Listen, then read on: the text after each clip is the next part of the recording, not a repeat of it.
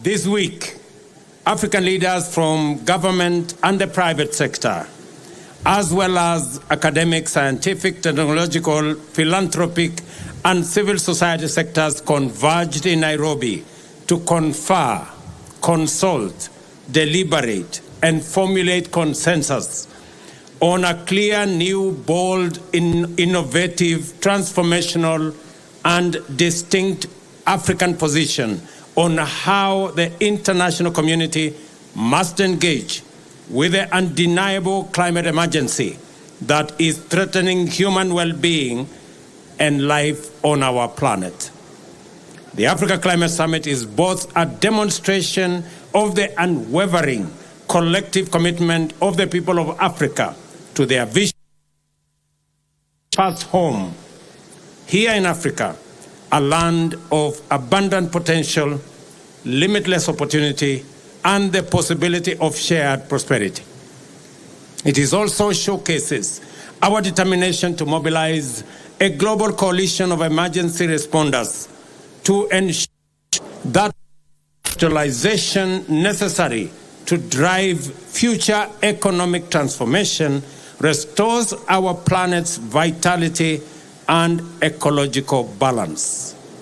At the summit, our shared understanding became clear that Africa is not only the cradle of humanity, it is indeed the future, and that we are the last frontier of untapped potential in the form of hundreds of millions of young men and women who are educated, skilled, motivated, innovative, ready and willing to drive the enterprises and industries that will unlock the possibilities promised by our immense endowments of natural assets, mineral resources, and green energy potential in order to unleash opportunities and prosperity for Africa and the world on an unprecedented scale.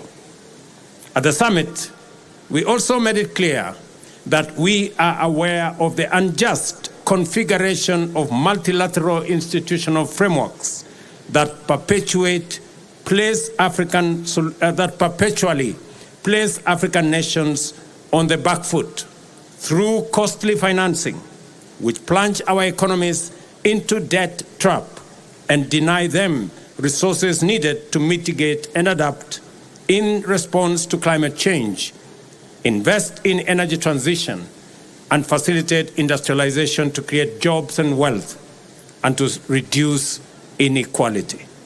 As a continent, we have developed our common position, which encapsulates our ambition for socio-economic transformation and our climate action agenda.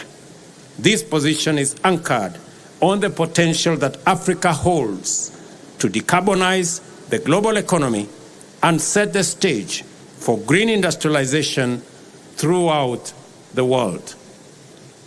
We demand a fair playing ground for our countries to access the investment needed to unlock the potential and translate it into opportunities. We further demand a just multilateral development finance architecture to liberate our economies from odious debt and onerous barriers to necessary financial resources. We are clear in our minds and hearts that the international community must walk with us in this journey into a future of prosperity and security in an ecologically balanced, thriving planet. We are therefore determined to have difficult conversations, take hard decisions, and make uncomfortable changes to set international consensus on an Afrocentric and globally inclusive path into an African future.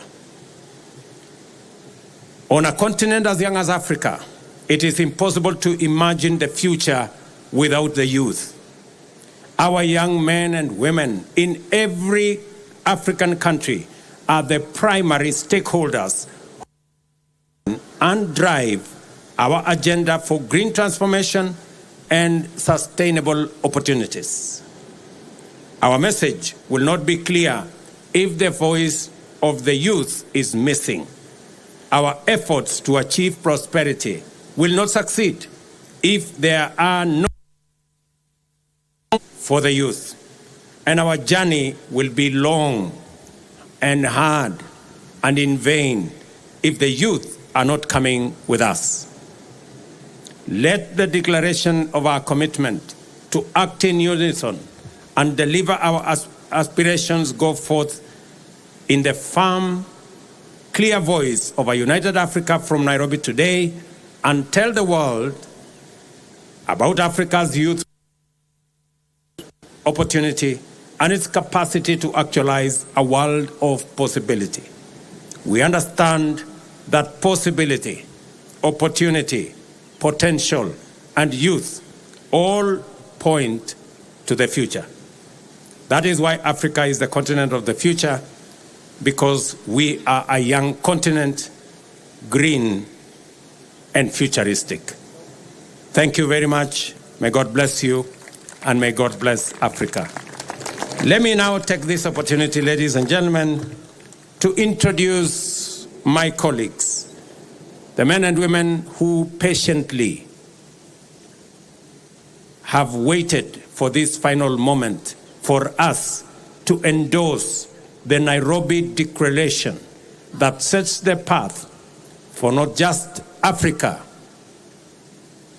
to develop solutions for Africa's challenges, but to develop solutions for global problems. We are very confident that going into the future, starting from Nairobi to New York to UAE, our message will be clear, our message will be forthright, and our message will be firm. Let me introduce my good brother, the Africa Union Commission Chairman, Musa Faki. Pigeni makofi jameni. Let me also introduce my dear sister, right here, the President of Ethiopia, my dear sister, Saleh Work-Zewde. She's here. Let me also introduce my brother, who just joined us last evening, the President of Chad, Idriss Déby Itno. Thank you very much, my brother, and welcome to Nairobi. Let me also introduce my brother from Sierra Leone has just left. Let me introduce my elder brother, the President of Djibouti, the one and only Mzee Omar. Tupige makofi jameni. Thank you very much, Mzee, for standing in, being with us all the while. Your advice has been phenomenal. Let me also introduce the old man, the President of South Sudan, President Salva Kiir Mayardit. Thank you very much, Mzee. I know you have taken time with your advice, patiently nudging us on until the final full stop was put in the declaration. Asante sana. Let me also introduce in our midst a great revolutionary, a great leader who knows Nairobi, Naivasha, Nakuru, Eldoret and Lamu and all the other places. President Isaias Afwerki, the President of Eritrea. Welcome, Your Excellency. We don't take for granted that you're here to append your signature to this great declaration as we march forward in unity as the people of this continent. Let me also introduce my good brother Sama, the Prime Minister of DRC. Pigeni makofi jameni. Thank you very much, my friend. I know you are very keen as we discussed what to do with our natural carbon sinks, and your contribution in making sure that it is reflected appropriately in our declaration is greatly appreciated.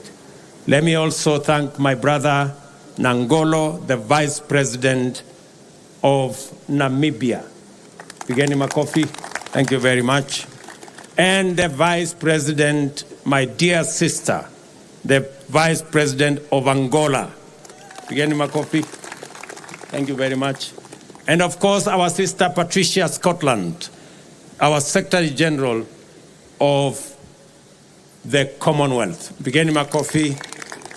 Thank you very much. And of course, the grandfather of Africa, Baba Olusegun Obasanjo. He was right here to make sure that we never try to do the wrong thing. Thank you very much, Mzee. And you have supervised us all the way. I tried to persuade him that we can do the rest alone, and he said no, just in case you make the wrong step last minute. So that's why he is here.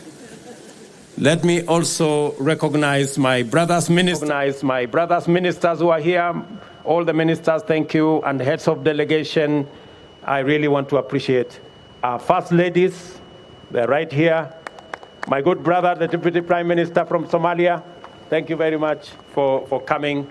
And all the dignitaries, forgive me if I didn't mention your name directly. It in no way say your contribution was any less. We appreciate everybody who has been here. Thank you very much, Nairobi, for welcoming all our guests. Thank you very much, the people of Kenya, for welcoming all our guests. My very best wishes as we march on with the Nairobi Declaration into the next destination. Asanteni sana, God bless you, and God bless our great continent. Thank you very much.